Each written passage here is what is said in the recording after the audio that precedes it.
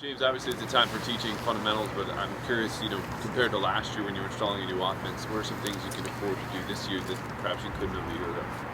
Yeah, I really don't want us to approach it that way. I want us to approach it like they're all freshmen here in the offense for the first time. Same thing defensively and special teams. I think that's where you start to make mistakes, when you start taking things for granted. So we don't want to do that. We'll never do that. But to your point, obviously there's a lot of retention. So we're able to get a little bit more installed this year on day one compared to last year. So each day we're probably a little bit further ahead than where we were in the past, knowing that we're still going to go through everything in great detail, but there's a lot more retention, obviously. So that's really the only difference. What do you like what you've seen from your O-line so far, and what are some of those moving parts? Because obviously you guys have depth there that we saw at the end of last year that you didn't have. Yeah, right now we're not doing a whole lot of moving parts in practice. We're getting enough reps with the ones and the twos that you don't feel like you need to do that, and even the threes. So we're not at the point where we're moving guys around to try to figure out the best five.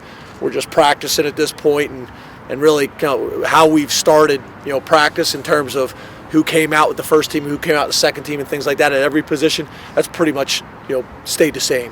We haven't made any adjustments. Hasn't been any position battles that we've made changes at this point. Coach, dovetailing off that question, last year when you look at the rushing numbers, like on a per game basis, they're kind of up and down. What are you focusing on to try to bring more balance and consistency to the team? Yeah, I think obviously an obvious running yardage, running situations, short yardage, 4-minute offense, things like that, 3rd and 1, 4th and 1, even 3rd and 2, 4th and 2. We were pretty good. You'd also typically put low red zone into that category, but we were pretty good in the low red zone. So we did a lot of studies, a lot of conversations about that all season. I think number one, it's going to start with our offensive line. I think we're just better up front. There was games where we just didn't match up well and we struggled. That was really kind of story our first couple of years. But we're past that, so I think that'll be the biggest difference. And then I think the other thing is, as the season went on, we were able to get Trace a little bit more involved in the running game, which opened things up, and we got to continue to do that. Other than that, we've done some studies. We'll have a few little new wrinkles like you always do, based on doing our own self-study as well as looking at other people. But obviously I'm not going to get into that. Has Trace's approach changed at all based on the fact that last year coming into spring ball, he's competing for the job. This year he comes in off a pretty good season as a de facto guy. So. No, once again, I don't want any of us to approach it that way. Obviously, it's a little bit different situation, and I get that, but I don't want any of them to approach it that way. I want them all to approach it like, they're hearing things for the first time, they're learning for the first time, building this thing from the ground up as coaches. From a fundamental standpoint, from a technique standpoint, from an installation standpoint. But yeah, I think obviously you see evolution in the players. I think Trace is more vocal at this point than he was last year. I think you could say that for a lot of our guys and a lot of our leaders. So I'm not sitting here and saying there's not differences, but I want to fight that as much as I possibly can. I want guys to go back from the very, very beginning and not take anything for granted. We're going to teach the formations, even though everybody knows the formations. We're going to teach them as if they hadn't heard them. You guys named captains earlier this year than you have in the past. What went into that? Was it just a matter of you liked the returning guys that you had? I didn't know it was earlier. We vote pretty much at the same time, so we'll vote right before spring ball every single year, and then we'll vote again. Probably a couple weeks into camp. So this year it pretty much came down where how the votes came out between the players and the coaches, that there was guys that significantly, it was obvious that they were considered the leader. So what I'm saying is, if we got like 3 or 4 guys all around the same amount of votes, then we'll wait.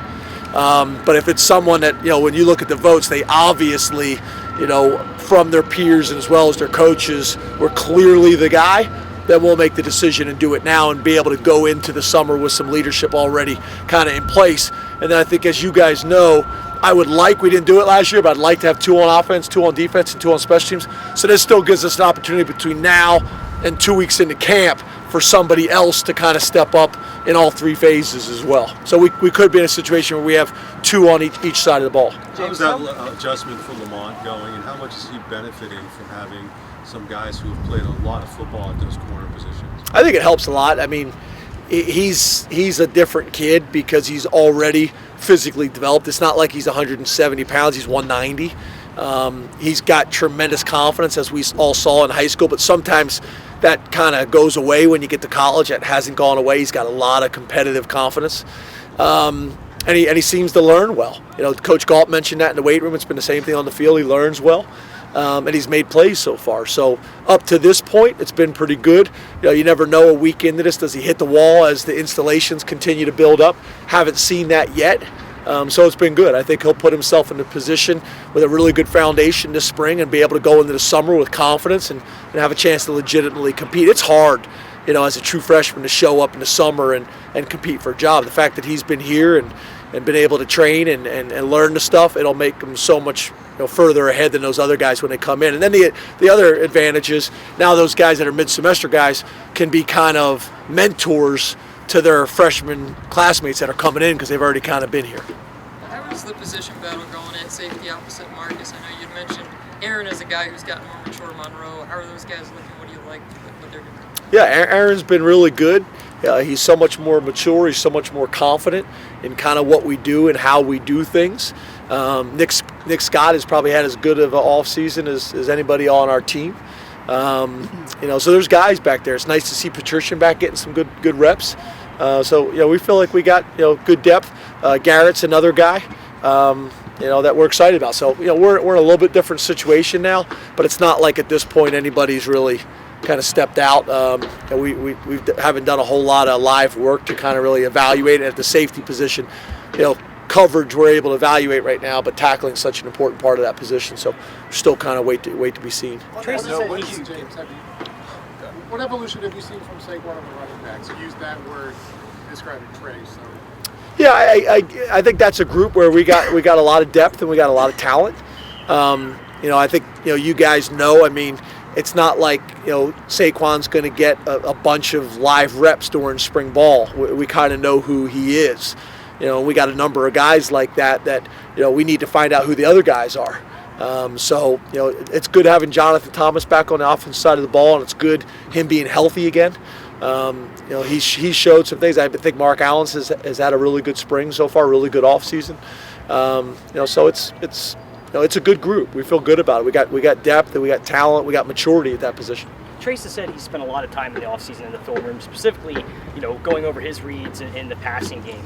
I guess, how would you want to see that time he's put in translate on the field this portion of the season? I mean, how do you measure it where you see that growth and that work he's put in paying off? Well, I think at the quarterback position, you have to read it. You have to drop back and read it. But the more experience you have, you can really anticipate pre-snap where you're probably going to go with the ball based on coverage rotation or blitz tendencies or whatever it may be.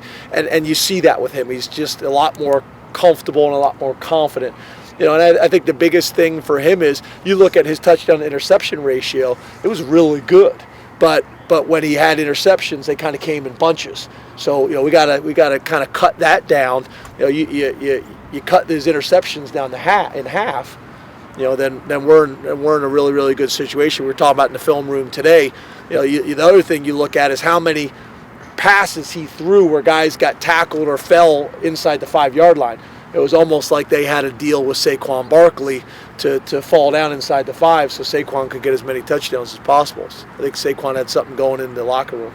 I mentioned getting closer to seeing those guys do some live stuff, the safeties. You mentioned earlier about not being at the point where you're moving guys around yet. How soon do you expect to get to that point?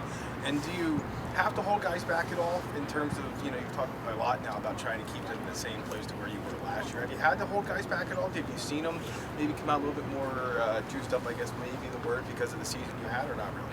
I think it's been pretty consistent. One of the things that we've talked about, it's really been pretty consistent from last year, but I think one of the things that we talked about is, for where we want to go, we have to practice at a level that nobody here has really seen before. We gotta be 1% more focused in team meetings and how we take notes. We gotta be 1% more focused in our assignments. We gotta have 1% more effort in the way we practice. We gotta elevate a little bit.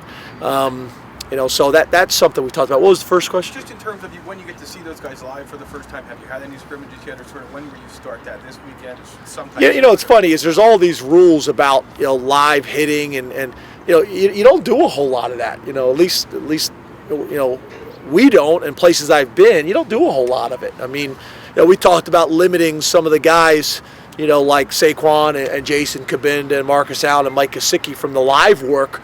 And the coaches were like, I need Jason Kabinda in there, blah, blah, blah. Well, in the first 3 days, that would mean Jason Kabinda missed 4 reps.